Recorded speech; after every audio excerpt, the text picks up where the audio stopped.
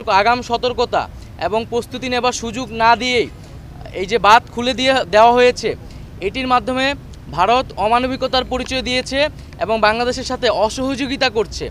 আমরা আহ্বান করব, আমরা আশা করব যে দ্রুত সময়ের মধ্যে ভারত বাংলাদেশের জনগণ বিরোধী এ ধরনের নীতি থেকে সরে আসবে। দুর্যোগপূর্ণ এবং সংকটকালীন মুহূর্তে সব পক্ষের প্রতি আহ্বান থাকবে এই ধৈর্য ধরে আমাদের অপেক্ষা করার, এবং আমরা সবারই দাবি শুনব। দেশের সকলকে আহ্বান জানাচ্ছি যে দেশে যে বন্যা পরিস্থিতি, সেই পরিস্থিতি মোকাবেলায় আমাদেরকে ঐক্যবদ্ধভাবে কাজ করতে হবে।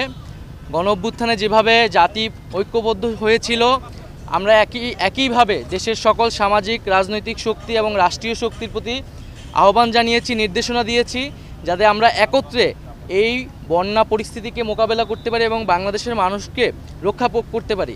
সেই জায়গা থেকে কিন্তু আমরা সরকারি বেসরকারি সকল প্রতিষ্ঠানের কাছে নির্দেশনা দিয়েছি এগিয়ে আসার জন্য।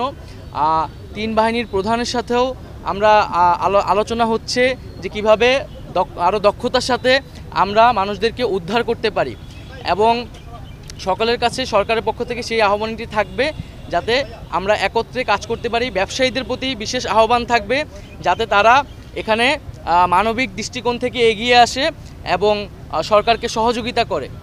দ্বিতীয় আরেকটি বিষয় হচ্ছে যে আমরা দেখতে পাচ্ছি যে উজানের পানি বাংলাদেশে ধেয়ে সেই বন্যা পরিস্থিতি তৈরি করছে, এবং কোনো ধরনের আগাম সতর্কতা এবং প্রস্তুতি নেবার সুযোগ না দিয়েই এই যে বাঁধ খুলে দেওয়া হয়েছে, এটির মাধ্যমে ভারত অমানবিকতার পরিচয় দিয়েছে এবং বাংলাদেশের সাথে অসহযোগিতা করছে।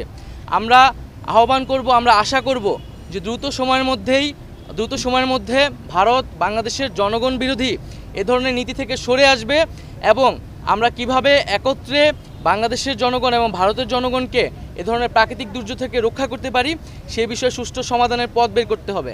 বাংলাদেশের মানুষ এই বিষয়টি নিয়ে, শিক্ষার্থী এবং জনগণ ভারতের এই নীতি নিয়ে কিন্তু ক্ষুব্ধ, এবং বাংলাদেশের জনগণ দীর্ঘদিন ধরে বাংলাদেশের যে পানির ন্যায্য হিস্সা সেটির জন্য আন্দোলন করছে, সেটির জন্য কথা বলে আসছে। তো আমরা আশা করব যে ভারত বাংলাদেশের সম্পর্কের ভিতরে কোনো টানাপোড়েন যাতে না রাখা হয়, এবং একটা ন্যায্যতার ভিত্তিতে যাতে ভারত বাংলাদেশের রাষ্ট্রীয় সম্পর্ক প্রতিস্থাপন করা হয়। জাতীয়ভাবে একটি দুর্যোগপূর্ণ পরিস্থিতির মধ্য দিয়ে যাচ্ছি। আপনারা জানেন এই সরকার মাত্র 15 দিন হলো দায়িত্ব গ্রহণ করেছে। বাংলাদেশের মানুষ দীর্ঘ সময় ধরে তাদের বিভিন্ন দাবি এবং তাদের যৌক্তিক বিভিন্ন দাবি উত্থাপন করার সুযোগ পাচ্ছিল না। বিগত সরকারের আমলে তারা সেই দাবিগুলো উত্থাপন করছে। তাদের প্রতি আমাদের আহ্বান থাকবে নিয়মতান্ত্রিকভাবে, গণতান্ত্রিক আপনাদের যে আন্দোলনের অধিকার সেটা আপনারা করবেন। তবে এই দুর্যোগপূর্ণ এবং সংকটকালীন মুহূর্তে সব পক্ষের প্রতি আহ্বান থাকবে এই ধৈর্য ধরে আমাদের অপেক্ষা করার, এবং আমরা সবারই দাবি শুনব। তবে দেশের সার্বিক পরিস্থিতি স্বাভাবিক হলে আমরা